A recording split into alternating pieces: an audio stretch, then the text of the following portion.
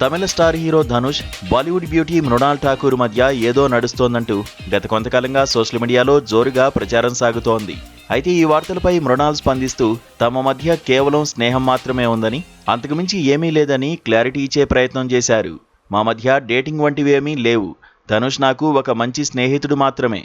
దయచేసి తప్పుగా అర్థం చేసుకోవద్దంటూ ఆమె ఈ రూమర్లను కొట్టిపారేశారు. సాధారణంగా ఇలాంటి గాసిప్స్ వచ్చినప్పుడు సెలబ్రిటీలు కాస్త జాగ్రత్తగా ఉంటారు.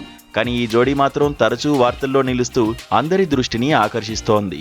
వీరిద్దరి మధ్య లవ్ ట్రాక్ సాగుతోందన్న వార్తలు నిన్న మొన్నటివి కావు. వీరిద్దరూ కలిసి పలు పార్టీల్లో సందడి చేయడం, ముఖ్యంగా సన్ ఆఫ్ సర్దార్ 2 ప్రీమియర్స్ సమయంలో ధనుష్ ప్రత్యేకంగా హాజరై ఆమెతో సన్నిహితంగా మెలగడం వంటి పరిణామాలు ఈ అనుమానాలకు మరింత బలాన్ని చేకూర్చాయి. అలాగే తేరీ ఇష్క్ మే సినిమా విడుదల సమయంలో కూడా ఇటువంటి కథనాలు వెలువడ్డాయి. ఇక దో దీవానే షహర్ మే టీజర్ పై ధనుష్ స్పందిస్తూ ప్రశంసలు కురిపించడంతో నెటిజన్లు వీరి మధ్య సంథింగ్ ఉందనే విషయాన్ని దాదాపు ఖరారు చేసేశారు. ఒకానొక దశలో వీరిద్దరి మధ్య ఏమీ లేదని అభిమానులు సర్దుకుపోతున్న సమయంలో తాజా పరిణామాలు మళ్లీ చర్చకు దారితీశాయి.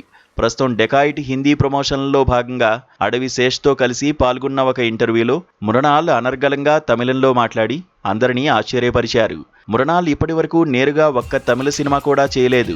కనీసం ఏ ప్రాజెక్టుకు కమిట్ అయినట్లు అధికారిక సమాచారం కూడా లేదు. అలాంటిది ఆమె అంత స్పష్టంగా తమిళం మాట్లాడడం వెనుక ధనుష్ శిక్షణే ఉందని నెటిజన్లు కామెంట్స్ చేస్తున్నారు.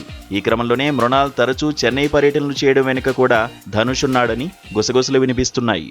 ఈ రూమర్స్ వల్ల సినిమాలకు కావలసినంత ప్రీ పబ్లిసిటీ, అటెన్షన్ లభిస్తున్నప్పటికీ ఆశించిన స్థాయిలో బాక్సాఫీస్ సక్సెస్ మాత్రం దక్కడం లేదు.